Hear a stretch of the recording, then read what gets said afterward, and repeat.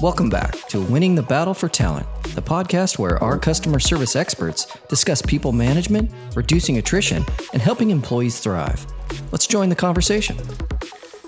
Hey everyone, welcome to JD Power's Winning the Battle for Talent podcast. I'm Michael Vermillion with JD Power, and with me today are Mark Miller and Scott Killingsworth from JD Power, and also Brian Kearney and Ted Nardin from Fifth Talent. So Mark and Scott, welcome. Thanks, Mike. Hi, Mike. Thank you. And Brian and Ted, thanks so much for joining us today. Sure thing. Thanks for having us. Happy to be back. Yeah, thank you. So topic for today is the supervisor again, in different angle this time. And what we want to talk about today is the role of the supervisor when it comes to employee retention. And so maybe a good place to start here would be the framework for the employee themselves in terms of what goes through their mind when it comes to evaluating their current job situation and whether or not they want to consider leaving. And let's start there, and then we can bring the supervisor into the conversation. So Brian, Ted.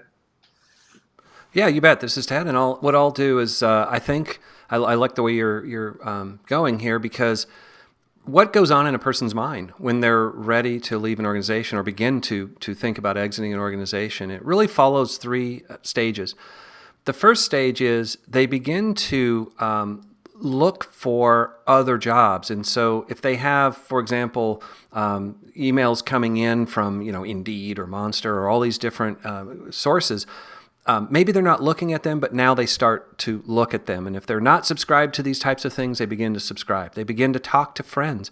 And the reason is they're feeling some sort of draw, not towards something, but away from, disconnecting from the environment they're in. And the next natural part of that stage is what psychologists call, they fantasize about what the next job will be like. And so they think how wonderful it will be. I won't have these problems. I will have this sort of environment or this type of supervisor, and these things go away. At the next stage, though, they go up a step in a sense, and they begin to ask themselves, do I really want to leave? And the answer is yes. And so they set a specific goal for when that will happen. Typically it's 6 months, maybe 12 months. But they'll say, I'm definitely going to leave because I'm now going to start actively pursuing these things that I see coming in and see if I can get to another job. And then there's a third stage, which it might be when they get another job offer, but more importantly, it's when they finally in their mind have said, I can no longer stay here. And for that is they now on a regular basis, typically daily, say, I want out. I'm quitting. I'm going to find a way out of here. And so that is very prevalent in their minds. Now, if you look at all three of those stages, they don't occur necessarily in one day or 1 week. It might be a period that this goes on for weeks, months, could be a year or more, that this all goes through in a series of steps. But what's interesting is very few people wake up in the morning and out of nowhere say, I'm quitting, unless something changed in their life or, something major happened at work. But this tends to build over time. I think, Mike, I think that's really the key is it's something that can be seen and observed, actually, if you're aware of it. Yeah, that's interesting. So let's bring the supervisor into the picture now. And when you think about those three phases, and I like the second one, actually, this is going way back, but a friend of ours was going through this process, and they had set the timetable for the year 1994, and his slogan was "Out the door in '94." So, right, totally relate. But let's bring the supervisor into this. What should the supervisor be doing, or how can the supervisor intervene or engage across each of these three phases? Yeah, I'll start, and then Brian can jump in. Sure. But the natural extension of this is that a supervisor can, as I said, observe, and as they get an understanding and are trained in this, can begin to intervene in that thought process. Now, it's not intervening like, hey, you need to stay and not quit, But you begin to ask yourself, why would they begin throwing off these signs or these signals, and what might be the cause of it? And maybe I need to engage more directly to find out what's going on. But what I wanted to really point out was the interesting thing is when somebody finally decides to quit, who do they put their resignation into? Now, some people direct to HR, some no call, no show, but the bulk put in their resignations to their direct superior. That's just the way we do it here, particularly in the US. So they have an opportunity, even at that late stage in the game, to intervene. But the problem is, it's too late. It's almost too late.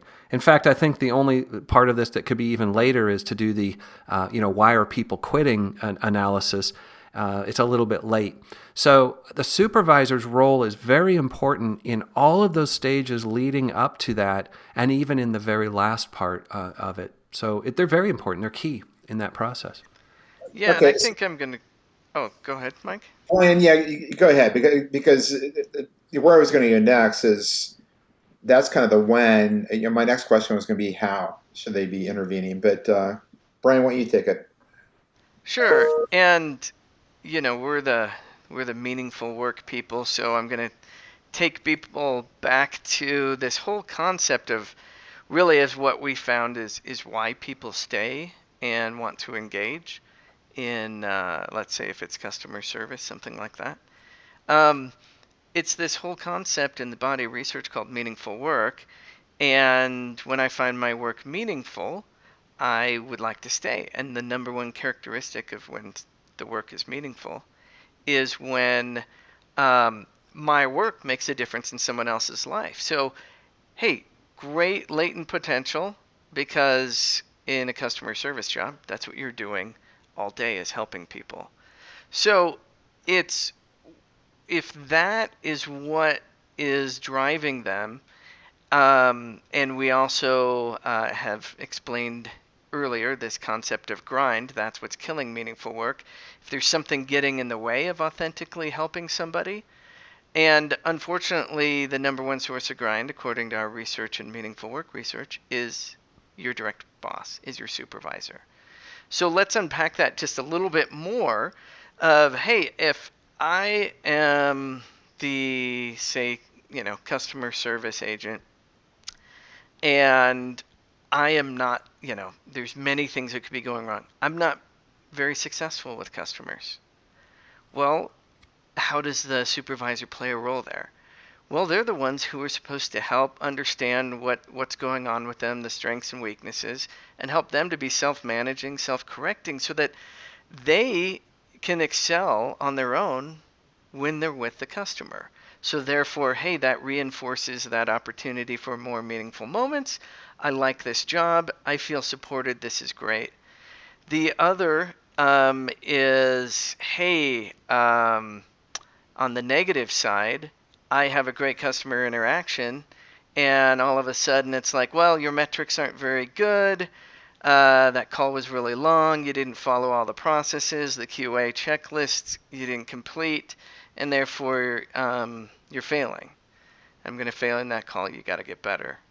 So that's, an example of what we call grind.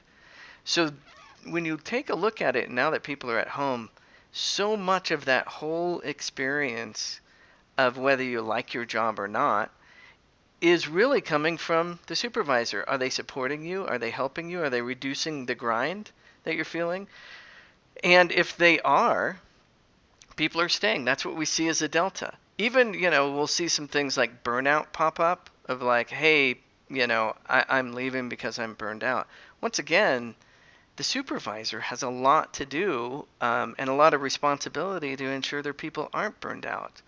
So that, number one, workload, but also the grind and if they're feeling unappreciated or there's challenges in actually getting things done, the supervisor needs to come in and then they can help reduce that burnout. So once again, the delta, positive or negative, of why people are staying or not is that supervisor. And why the agent is staying or not is, do they enjoy their job and feel like it's worthwhile and meaningful? Yeah, that makes a lot of sense. So Mark and Scott, when we are working with the really high performing organizations, and we're looking at that interaction between the supervisors and their frontline employees. I would imagine that we're seeing this kind of behavior that Ted and Brian are talking about, right? Yeah, absolutely. We see it, the good and the bad, for sure. Meaning that in lower performers, there's a lack of this intense investment in the relationship, and in high performers, that is present. And I'm going to ask Scott to jump in here in a second, but I wanted to point out that, one of the shifts that we're seeing now is the fact that, the job itself is harder. And, as Brian and Ted has mentioned, and if the company isn't really intentional about respecting that relationship and empowering the supervisor with more time, so that normally translates into less people to manage, it's becoming a real challenge for them to execute in this new environment. So getting out of the old way, kind of as Ted was talking about at the beginning, and moving into the reality of today often means some structural changes that on the surface can make you cringe because, oh no, our costs are going to go up. But in this battle, and that's, make no mistake, that's what we're in right now. Every single person who's listening to this call is in an absolute battle for the retention of talent. That is part of the investment that will create this competitive advantage. So just food for thought. Scott, I don't know if you had any more thoughts on that. Yeah, I just want to share a little bit of what we've heard from some of our clients, right? So we work with a lot of top performers. We have, clients that have single-digit attrition, and we have clients that have triple-digit attrition. But what's interesting is they all, are experiencing this phenomena. And, the first reaction our client shared was that, hey, we need to pay people more, right?